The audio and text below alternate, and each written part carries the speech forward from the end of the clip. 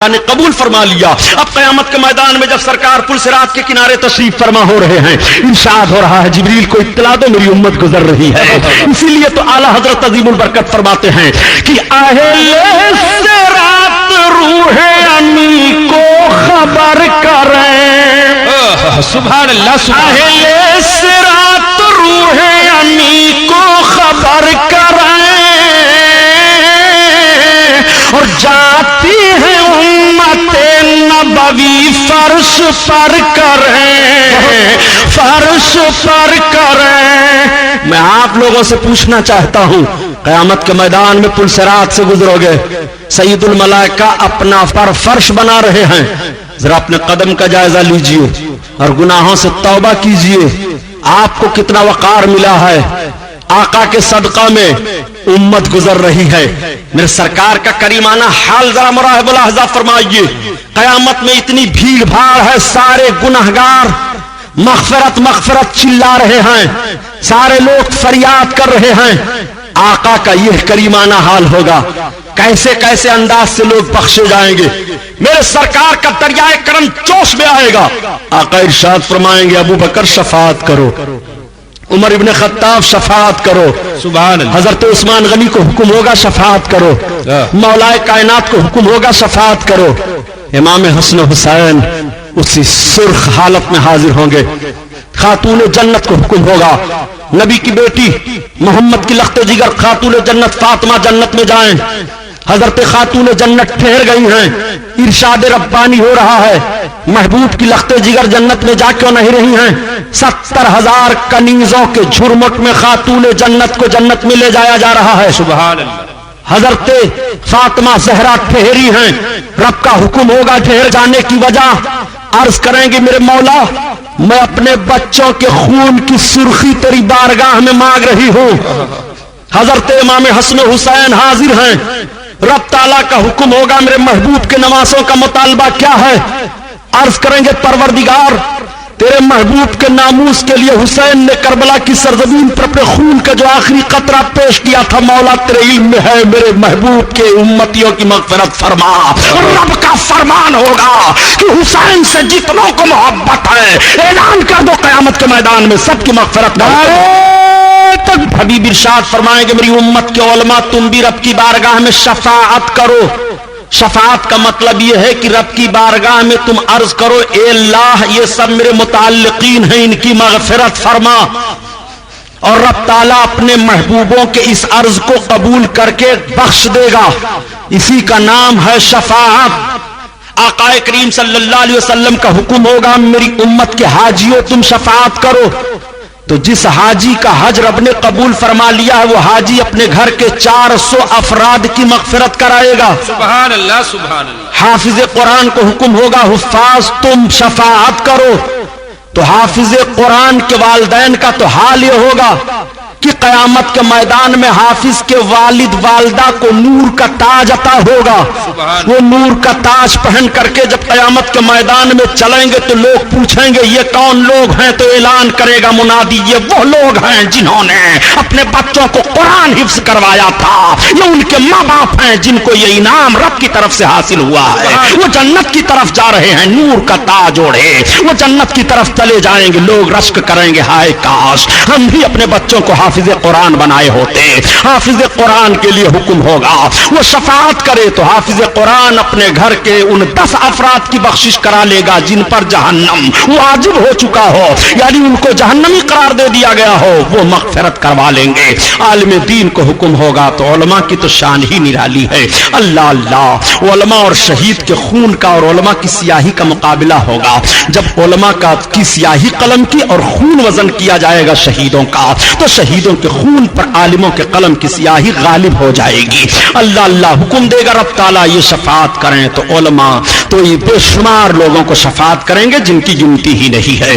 آقا کریم صلی اللہ تعالیٰ علیہ وسلم کا حکم ہوگا، میرے سرکار صلی اللہ علیہ وسلم نے اذن عام فرما دیا، آپ سب شفاعت کر رہے ہیں، غوث اعظم شفاعت کر رہے ہیں، خواجہ غریب نواز شفاعت کر رہے ہیں، امام اعظم شفاعت کر رہے ہیں، امام شافعی شفاعت کر رہے ہیں، امام حنبل شفاعت کر رہے ہیں، ہیں. امام مالک شفاعت کر رہے ہیں, حنفیوں کی بخشش ہو رہی ہے, شافعیوں کی بخشش ہو رہی ہے, مالکیوں اور حنبلیوں کی بخشش ہو رہی ہے, قادری بخشے جا رہے ہیں, چشتی بخشے جا رہے ہیں, سہروردی بخشے جا رہے ہیں, یہ سارے سلسلے کے لوگ بخشے جا رہے ہیں, ان کی مغفرت ہو رہی ہے. اللہ اللہ. آقا کریم صلی اللہ علیہ وسلم نے اعلان کر دیا, ایسے ایسے لوگ اب جنت میں جا رہے ہیں. ذرا اپنے آقا کی عظمت ملاحظہ فرما لو. جنتیوں کی ایک ٹیم جنت میں جا رہی ہے اور ایک ٹیم کے لیے حکم ہو جائے گا کہ یہ جہنم میں جائیں, تو اس کے سامنے سے جنتی لوگ گزریں گے. تب تک جہنمی جنتی کا دامن تھام لے گا, روک دے گا, ٹھہر جاؤ. جنتی رک جائے گا, مجھے پہچانتے ہو؟ حدیث شریف کے الفاظ یہ ہیں,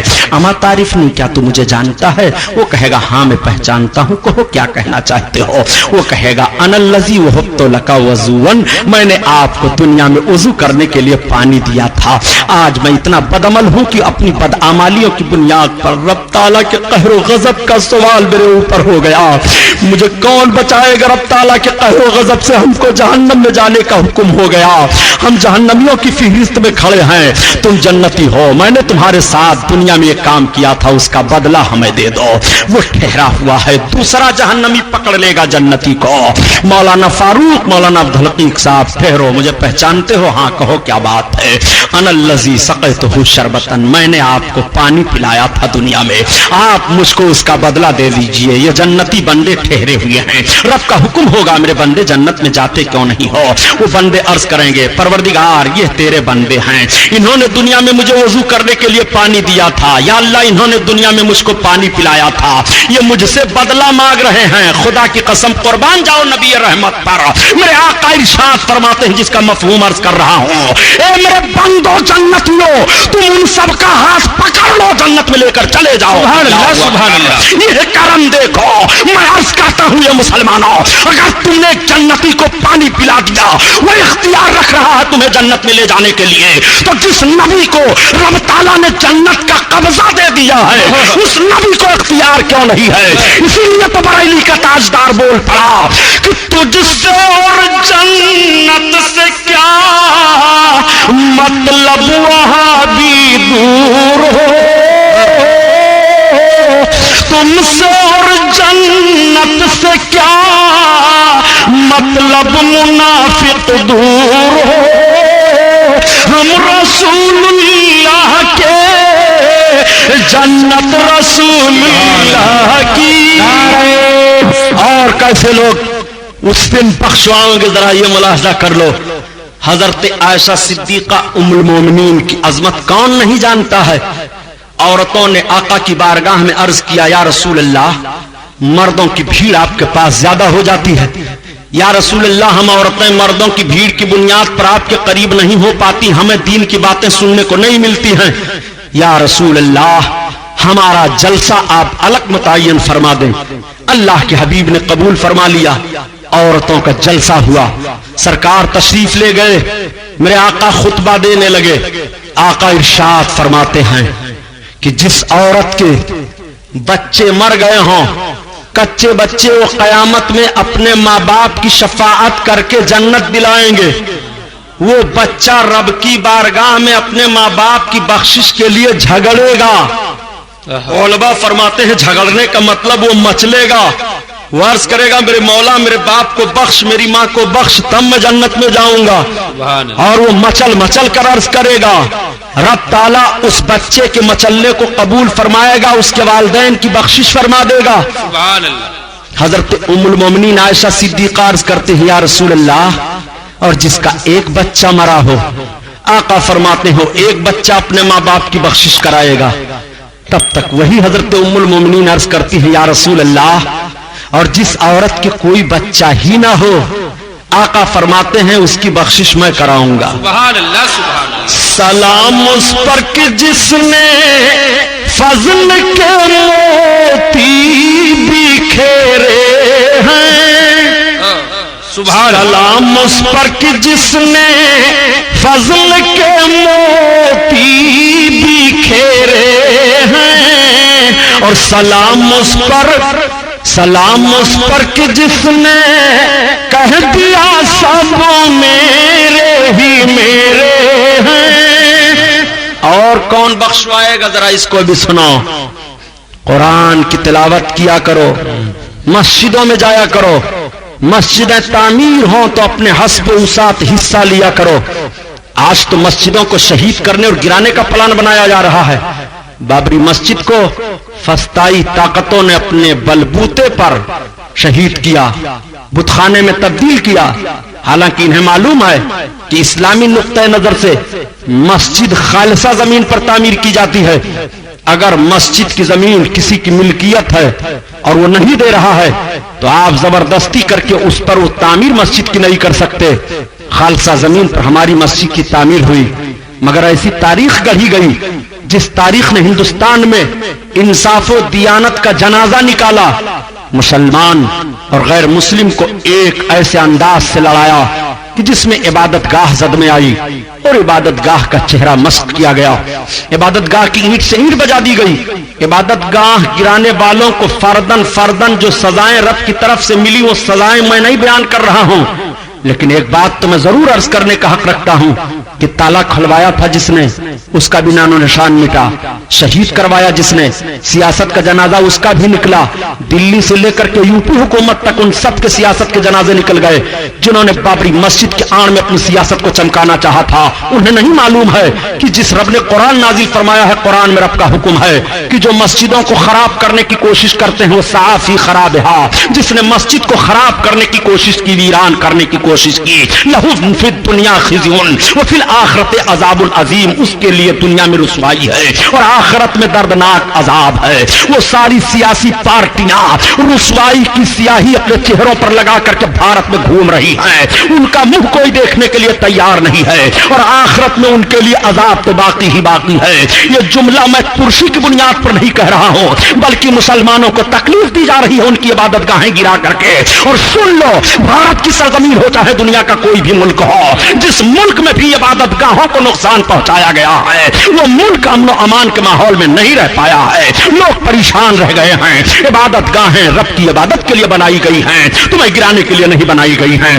آج مسجدوں کو پھونکا جا رہا ہے، آج مسجدوں کو جلایا جا رہا ہے۔ ایک قوم مسلم آج اس اسٹیج سے میں آپ کو اس منبر سے پیغام دے دینا چاہتا ہوں کہ اب بھی تمہیں سجدہ کرنے کا وقت نہیں آیا، اب بھی تمہیں کیا قرآن پڑھنے کا وقت نہیں آیا ہے، اب بھی تمہیں کیا متحد ہو کر کے کاندھے سے کاندھا ملا کر کے رسول کا عشق اپنے دل میں لے کر کے آگے بڑھنے کا وقت نہیں آیا ہے۔ اب بھی تم جماعتوں میں بکھرے رہو گے، اب بھی تم رسول اللہ کی عظمت کا کھلواڑ بناؤ گے۔ آؤ دیکھو دیکھو میں تمہیں بتاتا چلوں، گزشتہ سال اگست کا مہینہ لے لو، گزشتہ سال اگست کے مہینے میں آپ نے ایک اعلان سنا ہوگا جو پوری دنیا میں اعلان ہوا تھا کہ ترکی میں ایک بہت بڑا زلزلہ آیا، اس زلزلے میں نہ جانے کتنے لاکھ انسان ترکستان میں یعنی ترکی میں ہلاک ہو گئے۔ کیا آپ نے اس تبصرے کو جانا کیسے آیا، اس زلزلے کو جانا کیسے آیا تھا، اس پر آپ نے کچھ تنقید اور تبصرے کی بنیاد پر ریسرچ کیا کہ نہیں؟ سنو، آج اعلان ہو رہا ہے، آج رسالوں میں وہ سارے ماحول آ رہے ہیں، آج کتابیں اس کے تعلق سے منظر عام پر آ گئی ہیں کہ ترکی کا گزشتہ سال اگست کے مہینے میں زلزلہ کیوں آیا تھا۔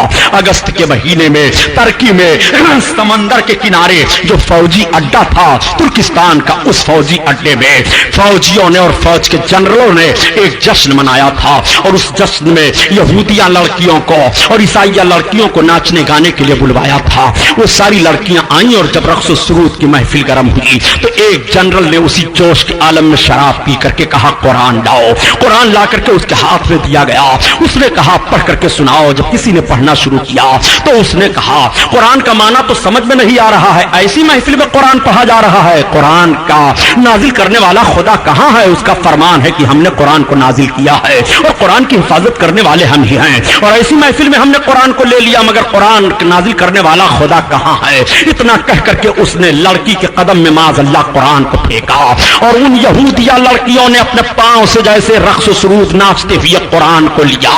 تو بتانے والا بتا رہا ہے کہ سمندر پھٹ گیا اور اس سمندر سے آگ کے شعلے نکلنے لگے اور وہ ساری محفل، وہ سارے لشکری کہاں تہس نہس ہو گئے کچھ پتا نہیں، صرف اتنا پتا چلا کہ جس زمین پر یہ محفل منعقد تھی اس زمین کو اٹھا کر کے سمندر میں جو آگ کا شعلہ نکل رہا تھا उसी आग के शोले में फेंका गया। दूर से लोग देख रहे थे और फिर जलजला ऐसा महसूस हुआ, इस तरह से आया कि सारे के सारे लोग वहां के हिलाक हो गए। सारा तुर्की हुकूमत का अमला लग गया, मगर आज तक पता नहीं चल रहा है कि वो सब कहां गए, किस खेत के वो मूली थे और कहां उनको चरचुग लिया गया।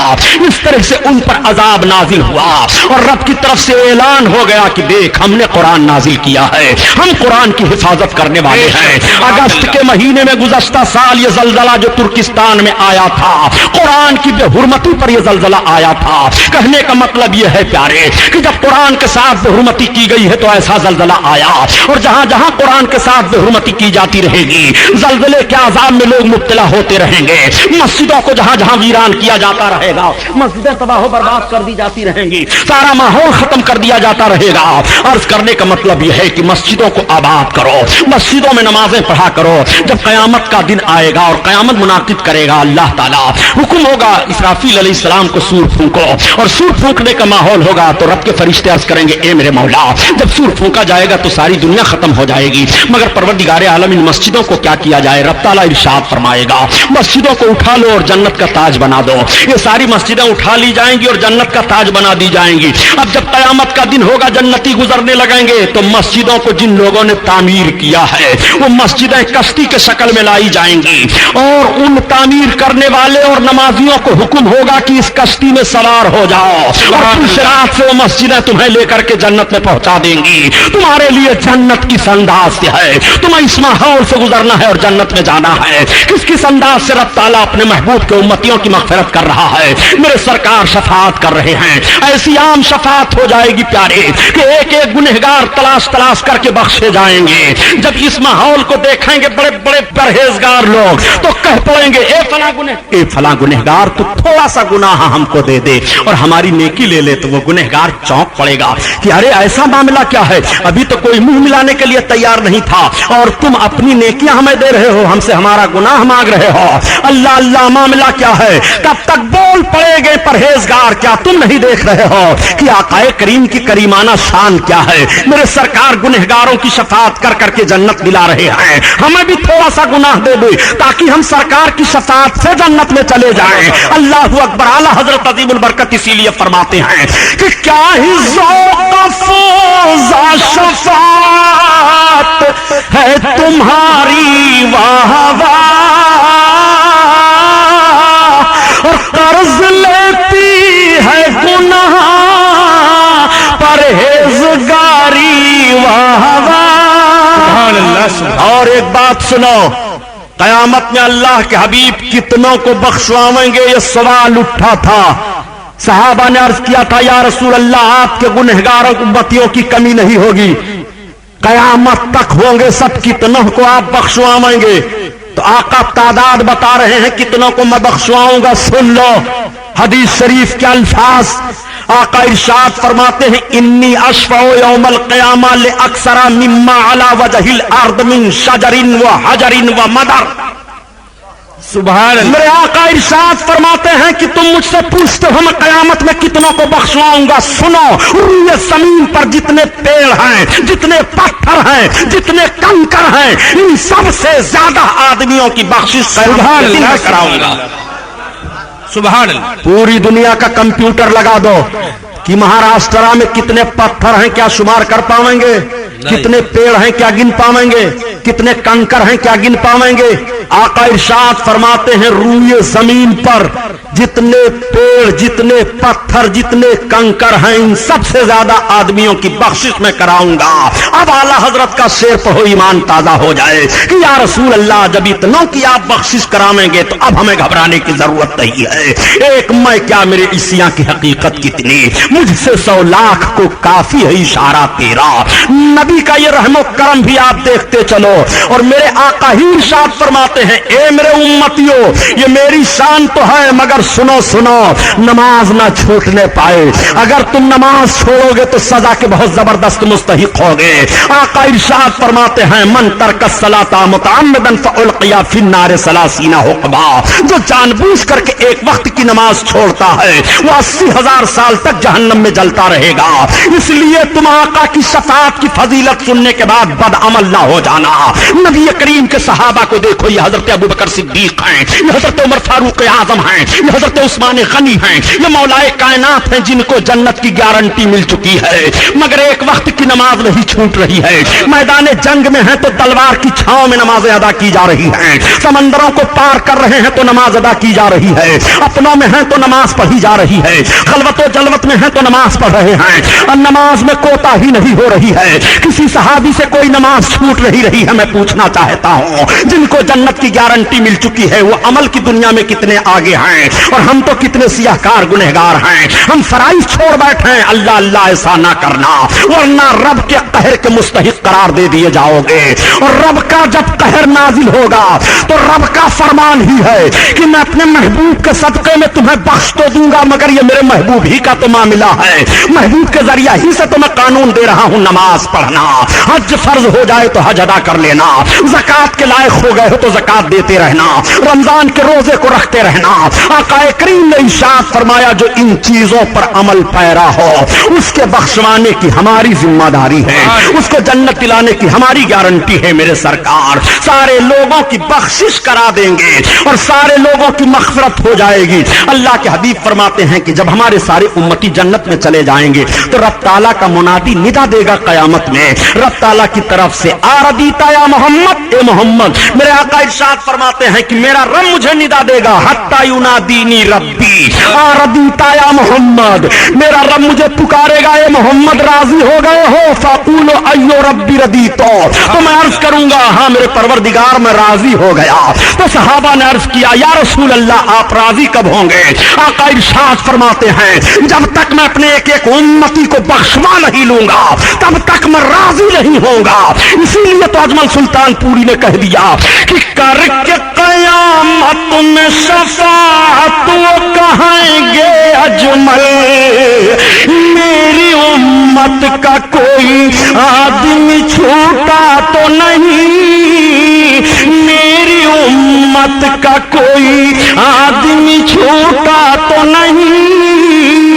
आसान्यबासा का रब का मकाम महमूदा, ए महबूब तुम्हारा रब तुम्हें अनकरीब मकाम महमूद पर जलवा अफरोज फरमाएगा। वो मकाम महमूद मकाम शफाअत है। ये महफिल नूर जिंदाबाद पाइंदाबाद। व मा अलैना इल्लल बलाग। अस्सलामु अलैकुम।